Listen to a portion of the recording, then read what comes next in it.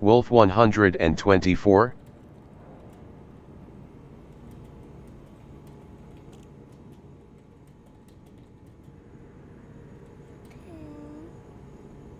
Alien said Vingti ton, all the ones listed are on EDDB. Alien said Nocti. Vingti ton said top stuff.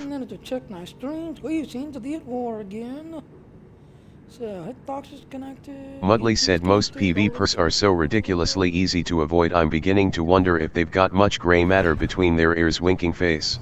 Vingti ton said Wolf 124 is a lovely little system.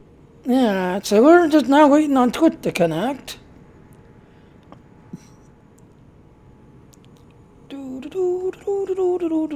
Vingti ton said 5 stations.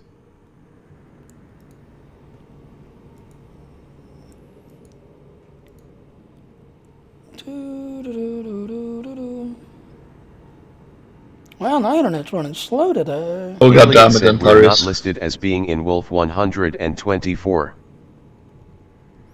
There it goes. That's connected. Alright, so I am here, ladies and gentlemen. Alright, so like I said, it's basically war again here at Kappa. Oh, I don't have my voice effect. Bottom item I'll leave it off, because I know the other day I was on here playing, and some of the keywords was spoken in my thing, and my voice command, voice effect command, picked it up and responded to it. Vingti ton said 7.8%. Really? Are we doing that bad here?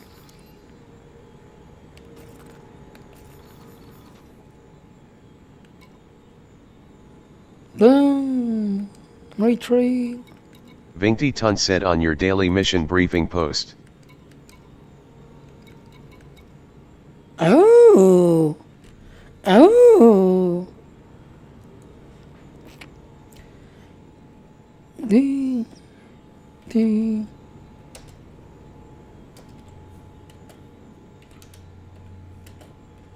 Universal.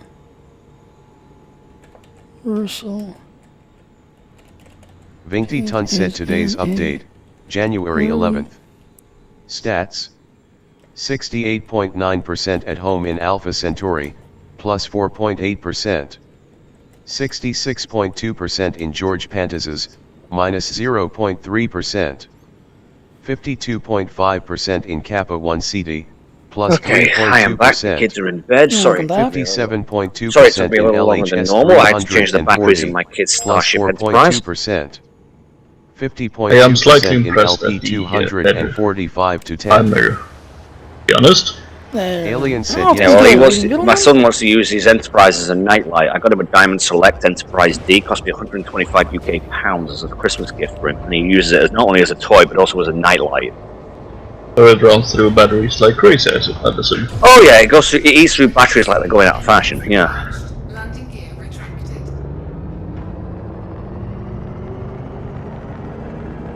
But a 2 foot User long. joined your channel. 2 foot long Enterprise D. You can understand how it cost me that much. Hello. Hey Massey, how you doing, mate? Not too bad, thank you. Alien said I know. Is it your birthday, Massey? It is. Yeah, happy birthday. Happy birthday. Thank you very much. My condolences. How old are you, if I may ask? 41 today. Alien said no. You're a year older than me. 13? Oh my god. 18 maybe, but not 13. That's mentally, not physically.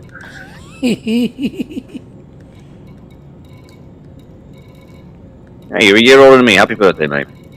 Thank you. So you don't sound very enthusiastic about your birthday. No, it's fine. It's just when you're a dad, birthdays don't really. Yeah, but you know what it's like. Your birthdays don't really kind of amount to kind of too much. Oh, I can relate. To me, it's just another day. Incorrect information. So, but we're going to see Rogue One with my wife without the kids, which will be nice. You haven't seen it yet? Nope, we're going at the 10:30 showing tomorrow. It's a good movie. You'll like it. 4, 3, 2, If I make a recommendation as well, if you get an opportunity after you've watched Rogue One, get your hands on the audio book read by Jonathan Davis called Catalyst. It tells the backstory leading into Rogue One. Ah. It's not a bad story. I'm actually on the last hour of it right now. Nice.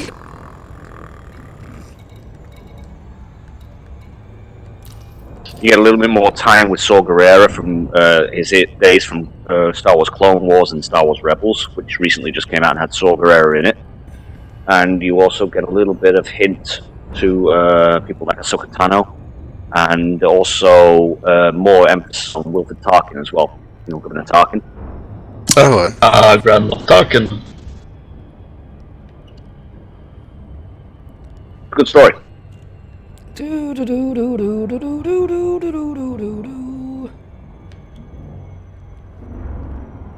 The best way I could describe.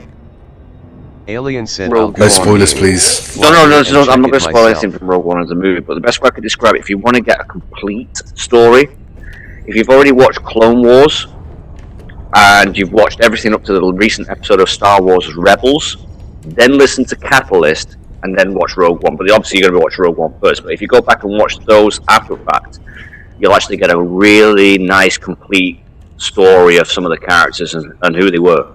Alright. It's nice that they're tying it all together. It's nice that they're tying it in with the animated series as well, which I find very nice. I mean, they even gave a couple of head nods. These are not spoilers, they're just Easter eggs.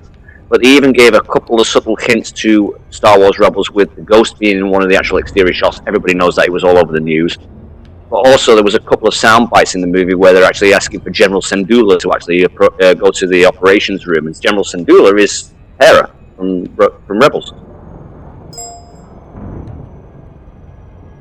She's not in the film, it's just a subtle throwaway line that's in there. It's not spoiling anything, Skippy, don't worry about it.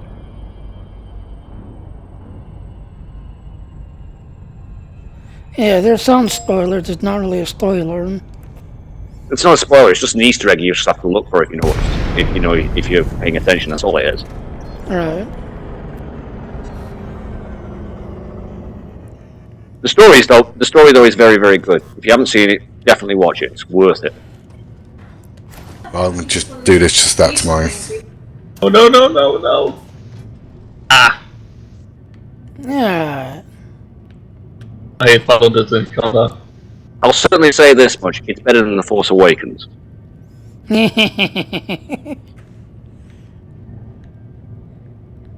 The only decent thing I've seen from Mark Hamill lately is when he was actually reading out Donald Trump quotes in the title of the Joker. That was fucking hilarious. It's... I don't know, because he's been doing those voiceover things to Star Citizen, and the other day, I don't know, his little acting. No, you can't fault Mark Hamill. He's doing a variety of characters, and don't forget, when it comes to a Chris Roberts game, he's actually no stranger to him. Don't forget, he played the main character you play in Wing Commander 3 and 4. You gotta figure it on, he do it like Thor's almost died. He was in every one of them, acting every one of them.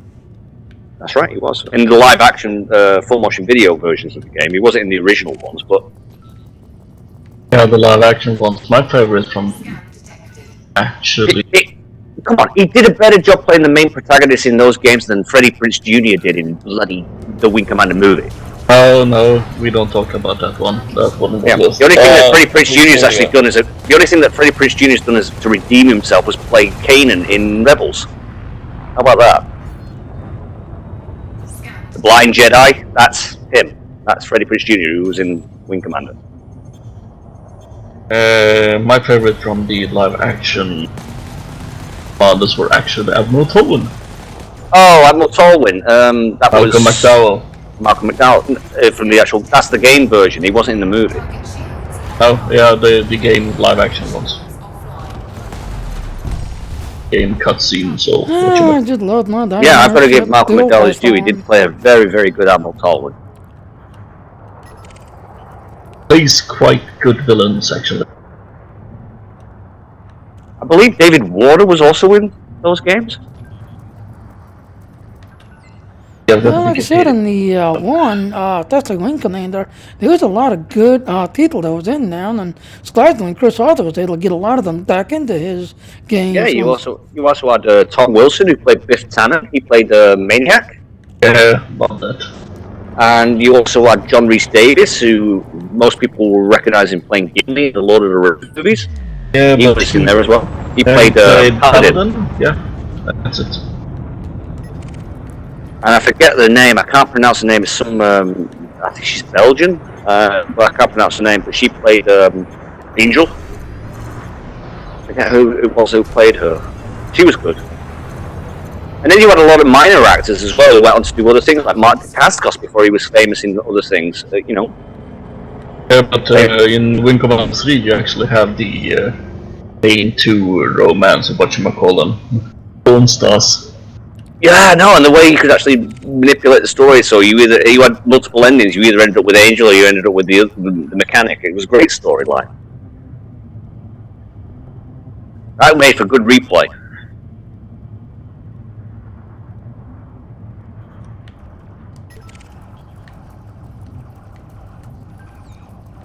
Which reminds me, I just backed the second orchestral album from Wing Commander from all those movies. The guy who did the music for the Wing Commander 3, 4 onwards recently did a volume 1, which you can buy, about 10 quid, of a 90-piece orchestra recreating all of that music from the Wing Commander games. And he's doing a volume 2 now. And the one thing is, we've got him to. One thing that everybody, the fans, actually asked him to do was to recreate the original Wing Commander theme that was done by Mark Knight. And he's actually doing that with an orchestra as well. So I backed that one. No, Angel died in Wing Commander 3. That's right, she did. So it's not Angel I was thinking of. It was the other character. They had two. They had Rachel and Flint. Flint. That is the character I'm thinking of. Flint. Yeah, I'm shitting with Wikipedia. Alien said done. Good games those were. Good games. Yeah. The only other game of its era that I actually enjoyed, similar to Wing Commander at the time, you know, with the full motion video when it was really, really popular back in the 90s when they started introducing DVDs to games, was the, would you believe, the X-Files game? Target shields offline. No! That actually was a good game. Seven CDs worth of full motion video as a running story plot and with puzzles and stuff. It was a really good game. If you ever played the things like The Seventh Guest or 11th Hour, it's very similar in style. It sounds like the 90s.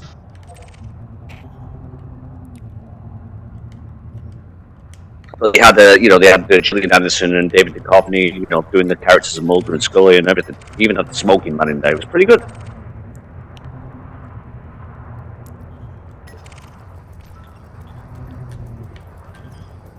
Sure. I tell you, speaking of sci-fi style games, one of my favorite games from the 90s, and I really wished they'd actually high definition it and, you know, do an updated version.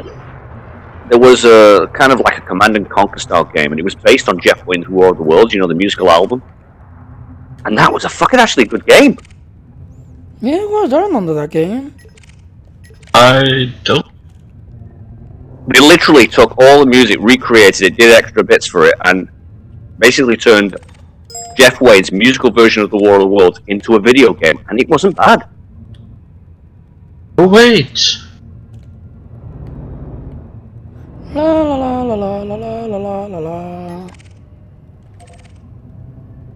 Had like 3 factions. No, that's more Red Alert. Oh, hang on, you just ordered one. Which one did you get? Huh? Sorry, I'm just reading what Skip Rat just typed. He's ordered a new What was headset. that? Which one did you That order, mate? Actro one that I told him. Because like I said, I got it. Oh, he's ordered that. one. It's good.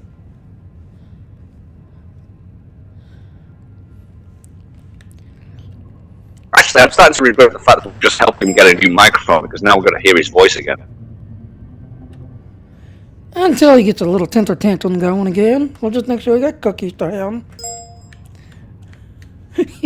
Oh, you've got an X12. That's what I've currently got on my head.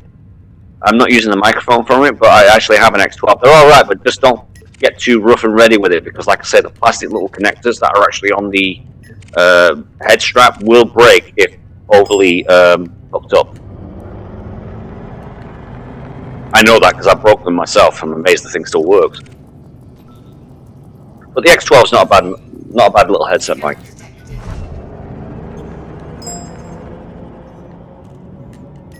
Number 2, so you've already had one. Alright, okay, never mind then. Reach into the choir.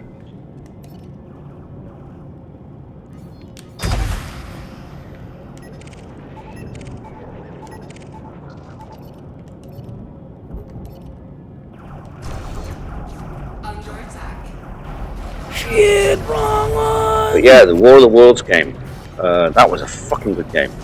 And then the only War of the Worlds game I actually did slightly enjoy, but it didn't really get much coverage, was the one where Patrick Stewart was voicing the actual narration for, as the actual journalist. And that was done, I think, about 4 years ago. I think it was a games console exclusive, though, so it didn't come out on Steam or anything.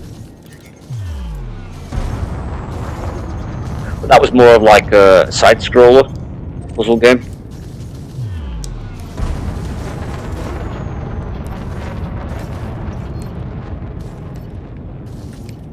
Good narration from Patrick Stewart, good music in the background, good atmosphere as well for what it was, but not as good. I mean, Argus is being annoying. Argus is always fucking annoying. What are they fucking you up with, Skippy?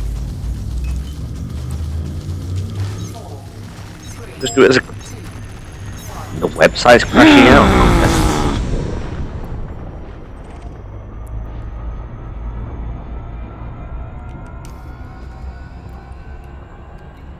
I've never known that happen with Argos.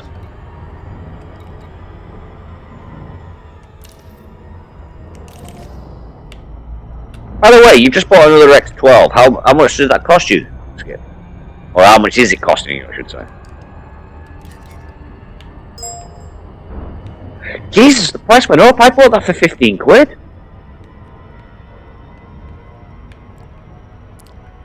Yeah, some of those Xbox One parts are not cheap. Yeah, but the one thing is, Turtle Beach X12 is not exactly a newer model of headset. That is actually a little overpriced from Argos for that. Well, if you buy it off of Amazon, he probably got it on a Chinese seller. No, he's got it from Argos. Argos is a local retailer here in the UK. Oh, okay. I don't know nothing about it. It's kind of like going down to Radio Shack, if that makes sense. Oh, yeah, Radio Shack. You know, I only got the one store here that's overpriced everything. Actually, no, it's not so much like Radio Shack. It's kind of like, you know those catalog stores where you basically go into a store and you actually flick through the catalog and then order it and then they bring it from the back and bring it to the till? Yeah, I know them. It's like that. Yeah, because we got one that's over there like Pittsburgh that's like that. But that, $22.99, that's a little expensive for an X12, mate. You'd probably have been better off getting a later model.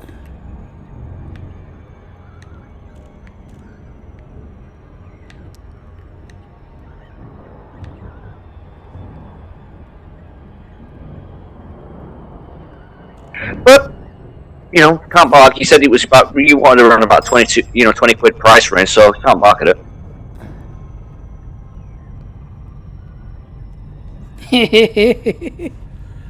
Yeah, they all look like it until they get broken. Little beast for good quality, shitty fucking out of case.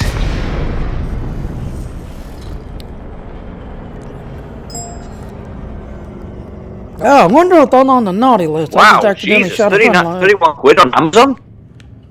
Is that brand new or fucking pre-owned?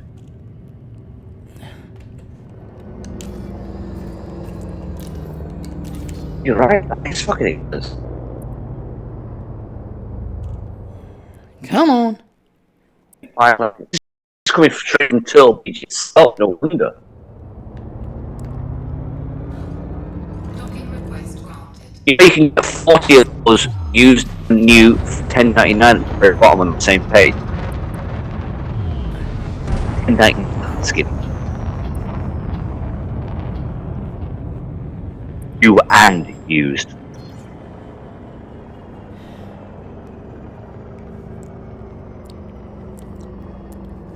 Yeah, 'cause like I said, I do a lot of Amazon and eBay buying and selling it and all that. There's a few of them. They'll take it, something, and everything else, and jack another $100. Landing gear deployed. And hell, like I really wanted to get good on that Star Citizen, that A&D Mustang. Now I got mine real cheap with everything else and all that. Now you can get them on eBay. The people are selling them for like $200. No, I see why Skippy's gone for the one from Argos, because I'm looking at this here. Even though the new ones are about $31.99, and that's cheap for well, not cheap, but that's the cheapest price that Amazon's doing it as brand new. The other ones are used very good or used good as new and stuff like that. Yeah, I see why you're going with the Amazon, with the Argus one, mate.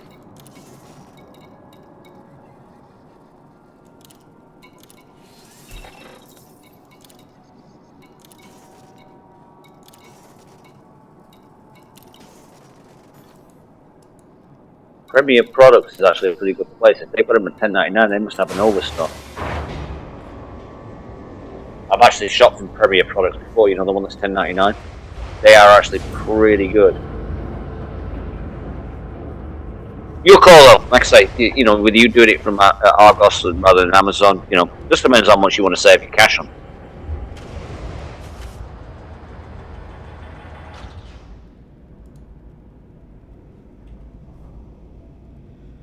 Yeah, log out so I can break the thing. One thing I will give Amazon their due lately, I'm quite surprised that since after Christmas, they're very quick on delivery lately.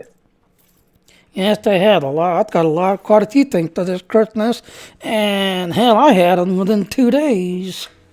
Yeah, I ordered something and it said it was going to be about 3 or 4 days to actually arrive. It came literally the next day. And if you've got the Amazon Prime, especially on the holidays, they'll tell you it's guaranteed in 3 days. Amazon Prime, they'll have it there next day. Amazon Prime is a waste of fucking time, because 9 times out of 10, Amazon are pretty fucking spot on with their delivery. They usually give you an estimate of 3 to 4 days, but they usually come within a day or two. Exactly. I only use it because of the movies, because I do have a lot of movies on my Amazon Prime. I don't even bother with that. If I want a movie, I'll just BitTorrent it. But if I want something like an audiobook, I'll use Audible, which is an Amazon company. Nice. Incoming mission critical message.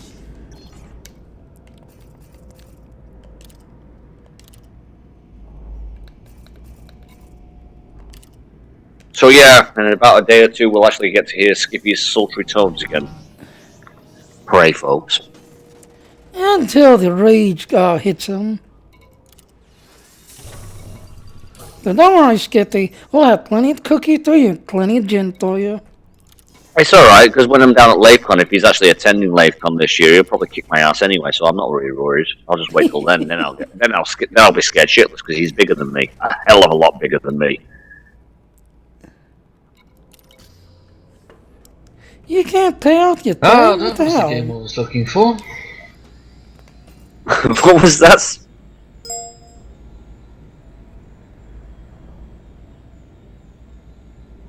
Hey, standard equipment.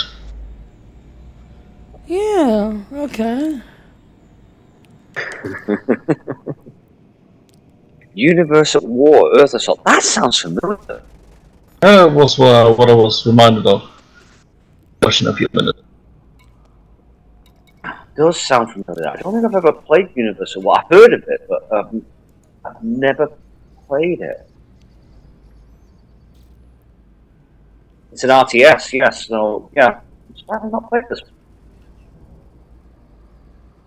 Very good RTS. Oh, I remember that one. That's an old game. That's the one I played on the Xbox 360. I remember that one. That old, 10 years.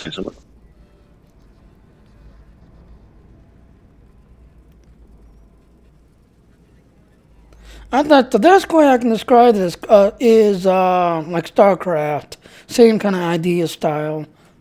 Bit like Warhammer It's a 22. bit more scripted. Yeah. Bit like You play Warhammer on as the well. Xbox, you know.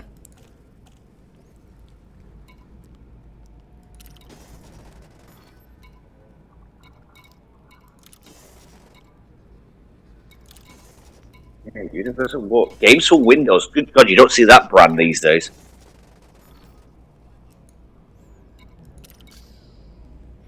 So you can't take out your wanted thing. Imagine User that. joined your channel. Yeah, 'cause I'm over here in the war zone. I just accidentally shot a friendly. Oops.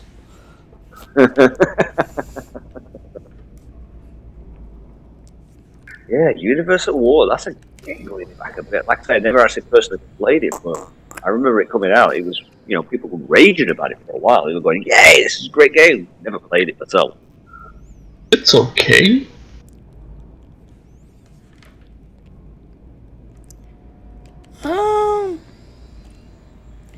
Well, let me go get my Downy, because I don't want to lose my Downy. I still like. I'd say one of the independent games I've actually liked in the last 18 months is still Planet Base.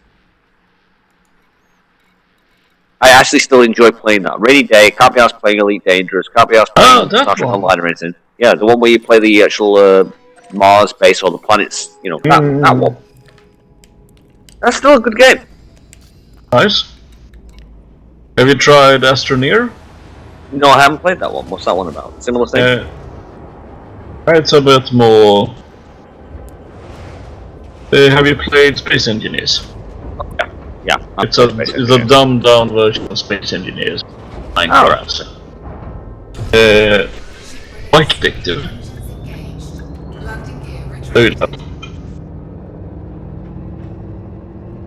Yay, 99%. Yeah, Microsoft hate me. I'm an alpha backer of Minecraft, and I don't have to pay a damn thing for PC ever again for my life. Minecraft. Yeah, me too. And I only got it for. How about this? You get the $9.99 price? Because I haven't paid for Minecraft in like 15 years. You did it right. All I did was pay $9.99 when it first was in alpha, and I've never had to pay another fucking price for that game ever since. Oh well. I think they get it all back through merchandising anyway. Oh yeah, there's merchandising all over the place. My kids even have Minecraft toys that I into it. In fact, my account I actually gave to the kids because I don't play it anymore. Yeah, so yeah, they get their money anyhow. Okay. Have any cartography shit to sell? Yes. Yeah, see, I'm not no longer wanted as soon as I left the system. Imagine that. Well, fellas. Again? I'm going out on a big trip. 600 mugs and 1 ton of Centaur. Oh right, you're in game with you. Hi.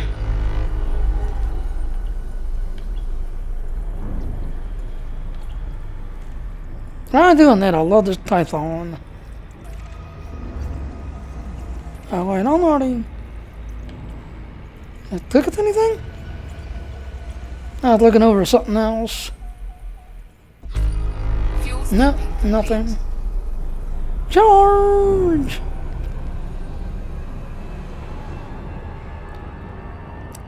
La la la la la la la la la la la. Okay, so I have 20,000 light years to go. Let me guess, you're taking these to Colonia? I can't really sell them at Beagle points. So. Well, this is true. Yes, you can't sell them Beagle Point. I'm gonna sell it, but 1 ton of Megagen and 1 ton of. You don't even need to go all the way up to Colonia. If you actually use the the mid-route refueling stations, they do have a commodities market. So you can go say 5,000 light years out to the first one near the first nebula, and you'll be able to sell them there and still make a good profit. Yeah, but I want to go to Beagle. Alright, so you're gonna go to Colonia, then carry on. Yeah, with you. Yeah, see you later. Yeah, one good thing now, so many people are trying to go to that Colonial Station. They're putting gas stations in so you don't run out along the way. Those stations are over there. Oh, I didn't know about that until I saw it in the patch notes there. Well, yeah, the mid-range refueling stations have been there for a good couple of patches now. The only problem is they don't have any outfitting or shipyard. So basically, if you get fucked up, and then you want, I want to get an AMFU, I'll call it one of those stations. Don't bother, because you ain't gonna get one. Alright. I'll do 1,000 light years and I go to bed and do something. Oh, And then the third guy's come to the gym. Yeah, that's, by the way, speaking of which, did anybody listen to last night's Slave Radio? I just finished listening to. No, Yeah, I well, was talking with Hooter right. and just Well, everything the else. one thing Know is what they happened? mentioned that one of the guys mentioned at one point a quote that I actually said, but the one thing is they didn't quite get the quote accurate.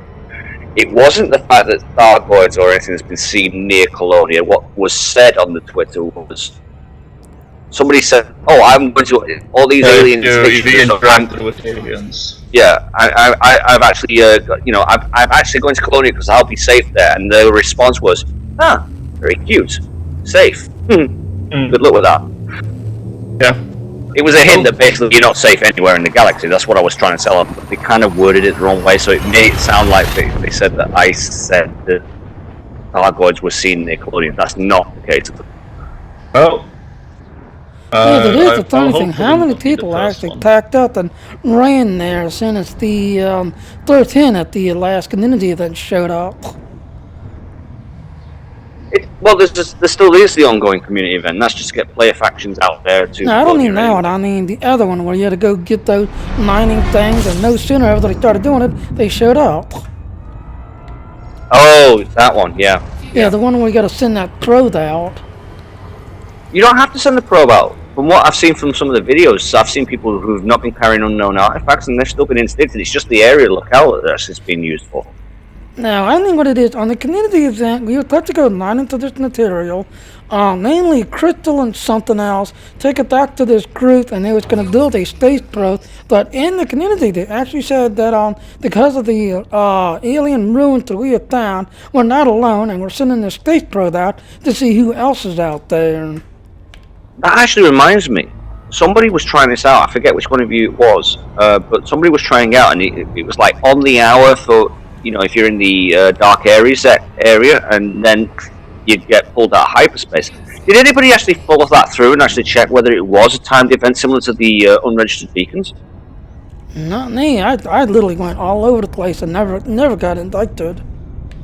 I just got it once and figured, hey, I'm not gonna push my luck and try it for a second time.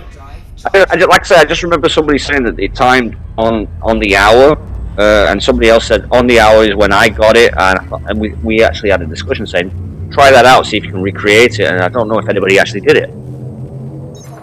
I'm nowhere near the dark area sector, so I can't do it myself.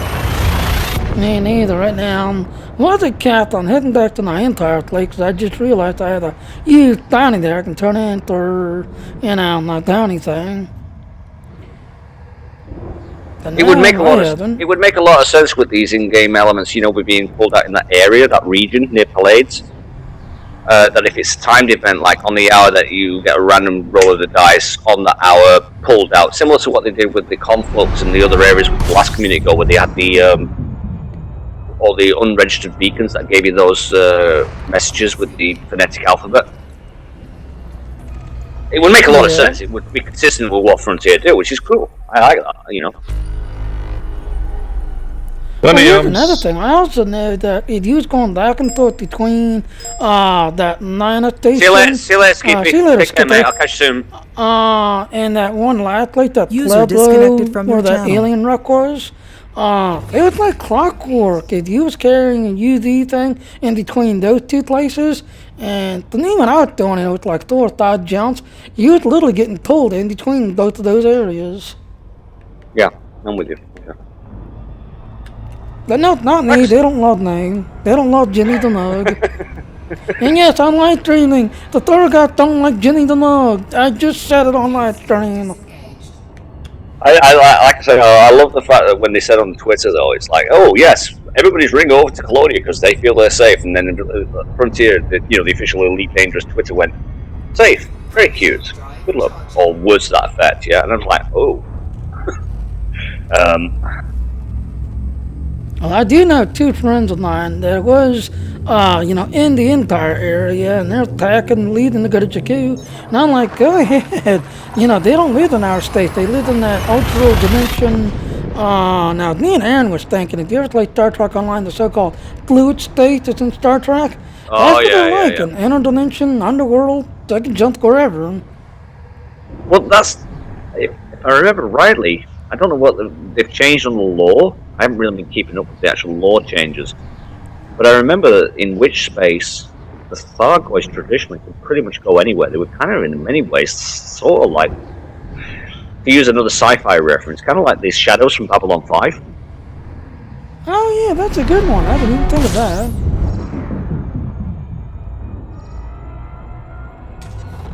Fuel skipping. That's the nearest sci-fi TV show I can actually probably attest it to, but in fairness, the Thargoids came The first. other one, like I said, Aaron made the comment. Did you ever watch Voyager, where the Dangor showed up? That other one. Come on, I'm a Star Trek fan. You think I haven't watched Voyager? Yeah, that underspace, I think they called it. The underspace with the boudoir and stuff. Yeah, I'm with you.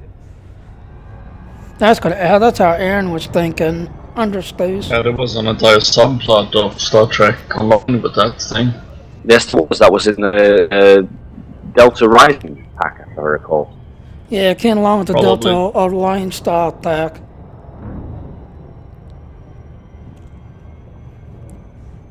Yeah, I enjoyed that actually. Actually, it was a good series of stories, I have to admit. Well, like I said, the two, I enjoyed all of them, but my two was, of course, Deep Space Nine, because of all the drama there. The Voyager. Oh, come on. My friend said about Deep Space Nine very eloquently. Deep Space Nine was rebranding Babylon 5. Same story, just changing the races. And that's literally what it was. Oh, I never thought of that. Good point. You Yeah, think, you do you have a think point about there. it. You think about it. After season 4 of Deep Space Nine, it literally turned into Babylon 5 with just different characters. Yeah. They made more seasons of it than Babylon 5 had. Yeah, but Babylon 5 was a running story out from start to finish. Yeah, because I'm not saying one's better. I'm not saying. too. Didn't I'm not saying Babylon one's better 5 than the wasn't other. like the final thing going off when Deep Space Nine was starting? No, they actually roughly came out around the same time. But the one thing is, Babylon 5 was a running story arc initially, and it actually had a build-up of characters, and then it went into the whole war right about its end of season 2 and beginning of season 3. Whereas Deep Space Nine kind of, because they were basically on the TV ratings at the time, were competing with Babylon 5. It was the only two damn shows at the time that were competing with each other, and they adopted the similar thing. Doug Drexler and a few other people from the Star Trek writing staff actually turned around and says we were forced to actually start doing a running story arc rather than episodical week-to-week shows, and they kind of took the same thing. And Doug Drexler turned around and went, yeah, we kind of basically co-opted Jay Straczynski's scripts and then just ran with them ourselves. They did the same fucking thing, basically. It's just different characters. But either way, they were both good shows on those final latter arcs and told pretty much the same story, but in their own unique style. So either way, it was good. Exactly. I actually enjoyed that the Ningen War story plot there. Yeah, I mean, I always class it with Babylon 5 versus Deep Space Nine. I always class it as a Star Trek version of this story arc, especially with the idea of the prophets. Think about that. Captain Sisko disappearing with the prophets at the end of season 7, and what happened at the end of season 5 of Babylon 5? Oh look, Captain Sheridan did exactly the same fucking thing. It's the same story. Yep. But the one thing is, they told the same story, but in their own unique way, and I like both. Well, Exactly. that didn't take long. I'm out of the bubble. Yay! Did you manage to get someone to load you up mugs? Antarius helped me, but the boom was over, so he could only load me up 6 mugs at a time. So I only managed to get 86 tons of Hutton and 1 ton of Olsen for Megajin. Because Antarius is a noob and didn't abandon them. No. Your docking request has been approved. Please proceed to Bay 08.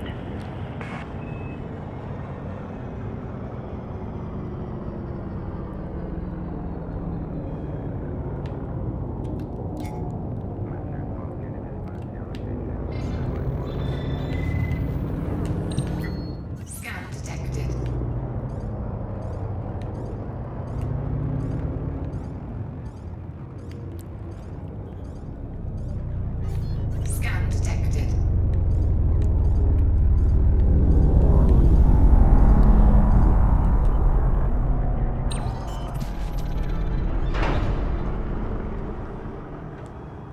landing gear. Ah, home sweet home.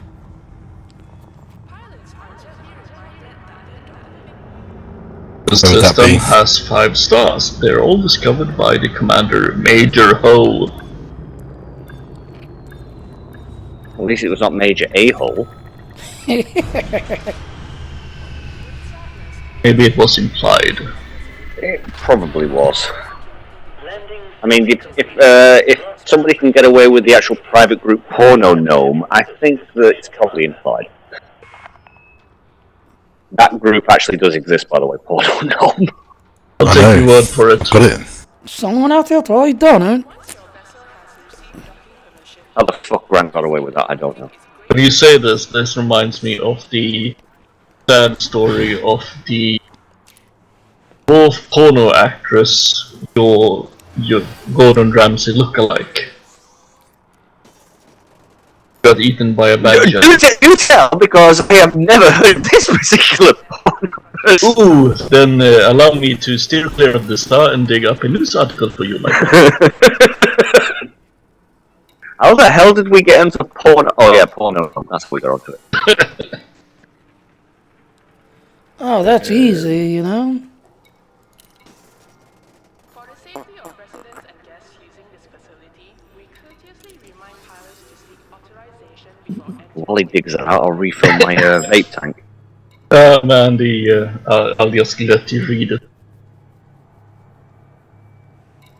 It's real life. Gordon Ramsay's dwarf porn. By a badger. Dedicated to providing a safe and peaceful environment. Holy shit, he does look like Gordon Ramsay, doesn't it? Doesn't it?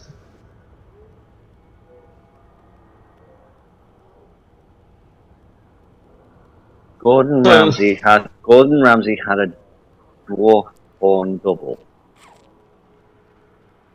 Mind blown. I didn't know he did that.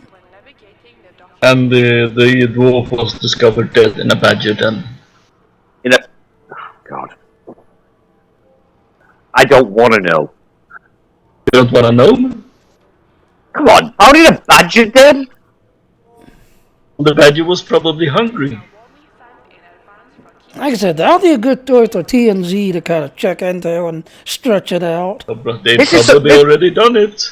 This is something I would expect from. I would expect as a joke thing from, not from kayfabe, from oh, what's it called? That pun site, not pun site, the fucking parody site. That does The stupid Onion. news stories. The Onion, yeah, that's something Onion would be a good example. That's something I expect from Onion or something like that. But this is like 5-year-old news. I'm surprised you didn't hear it. No, I don't particularly follow Gordon Ramsay because I find him to be an insufferable twat. Apparently you don't follow Gordon Ramsay lookalike dwarf porn either. Not generally, no. and even if I did, I certainly wouldn't bloody well admit it. I don't know, did that thing go away or just still counting down? Oh, it went Mind you, away. one of my closest friends looks exactly like Ron Jeremy, so I can't fucking complain. Should run that. On the Jeremy. Yay, like one thing went away as soon as I left the system.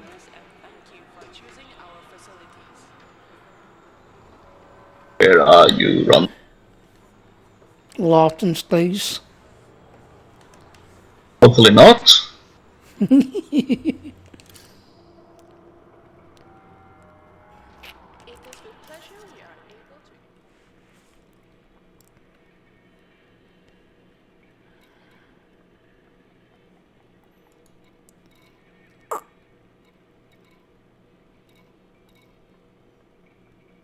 Ah, here you are.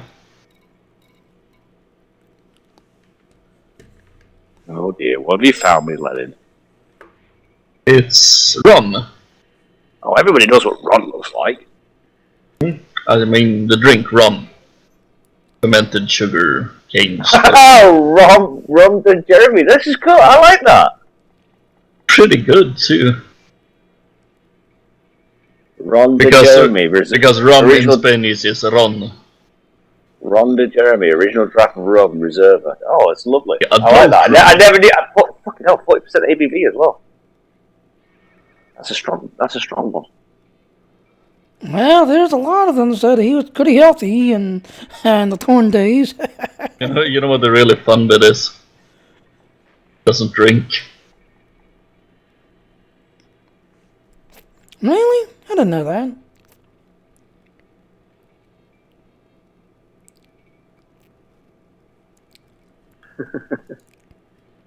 If it makes you feel, I like this. I like this one, sci-fi man.